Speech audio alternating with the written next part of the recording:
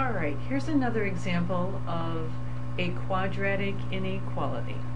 Alright, so in the last video we learned that the first step to solving these was to take the inequality and make it a equality, and then solve it with one of the 5 methods that you learned back in section 3.2.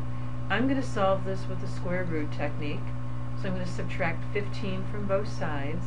So I get w squared equals negative, erase that part, negative 15, rushing ahead of myself here. Alright, now I'm going to do the square root property. So I'm going to take the square root of both sides, and when I do that, the left hand side is w, the right hand side is plus or minus. I'm going to write that in red because a lot of students are forgetting to write that, so just a good reminder to always write that. Plus or minus the square root of negative 15. Now with the negative in here, I know I can simply just pull that out and call that an I. So my solution is w is plus or minus I times the square root of 15. So then I told you to graph it as the second step in solving the inequality. Well, how do we graph this one? This one's a little different.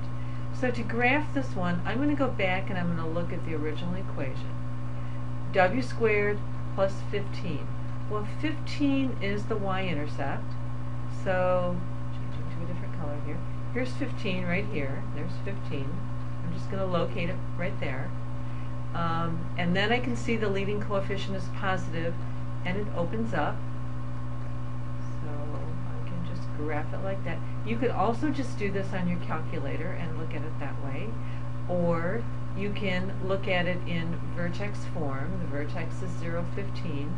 Then you can locate this. Any one of those 3 ways to graph it is just fine. So now that I've graphed it, now I'm going to do the step 3 by looking at the inequality part. So the inequality part says, when is the parabola or the quadratic greater than or equal to 0? And that's when I'm going to shade it.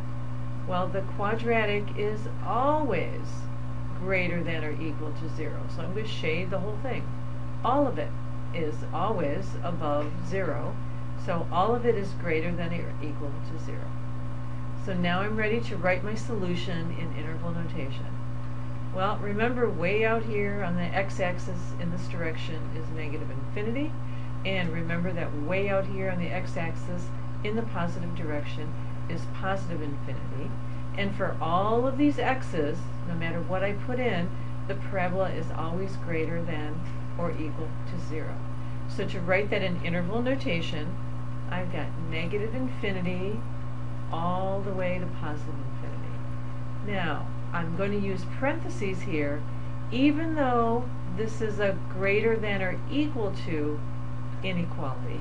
I always use parentheses on the ends where I've got my infinity and my negative infinity. So the solution to this inequality is right here. Negative infinity to positive infinity.